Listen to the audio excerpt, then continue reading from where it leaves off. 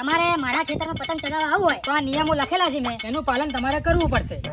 અને બીજી વાત કે પોતપોતાના જેટલા પતંગ ચડાવવું હોય કેટલા લઈને આવવું, કોઈના મોય ઘૂસ મારવી નહીં. કે આ ખેતર મારું છે. મારા ખેતરમાં જે પણ પતંગો આવશે ને એ મારી જ ગણાશે. ભલે તમે પેલા ખૂણામાંથી લૂંટીને લાવો કે પછી ઝાડ ઉપર ચડીને લાવો. હાલો ઓભળો. હા કે ગુંચળા કોઈએ કરવા નહીં. અને જો ગુંચળા થાય તો એક બાજુ સાઈડમાં મૂકી દેવા અને પછી ઉત્તરાયણ પટે એટલે પોતપોતાના ઘરે લઈ જવા. કારણ કે પક્ષીઓ અહીંયા ઘણા આવે છે અને પક્ષીઓના પગમાં ફસાઈ જાય તો પક્ષીઓ હેરાન થાય. અને નવો નિયમ કે ગીત બધાની મરજીનો એક એક વાંક છે. પછી કોઈ કે મારું ગીત વગાડો ને પેલો કે મારું ગીત વગાડો તો એમાં ચાલશે નહીં. અને ખાસ વાત કે કોઈના પિનના બાંધેલી પતંગ ચોરવી નહીં. જો પતંગ ચોરતા પકડાઈ ગયો તો એની બધી પતંગો લઈ લેવામાં આવશે.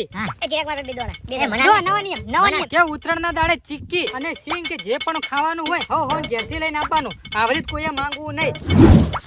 અને ખાસ નિયમ કે પીપુડા હો ઘેર મેલીને આપવાના. કેમ? કારણ કે મારી ચેડે પાડ્યું બધી પડકી. રેડી? રેડી. ચાલો.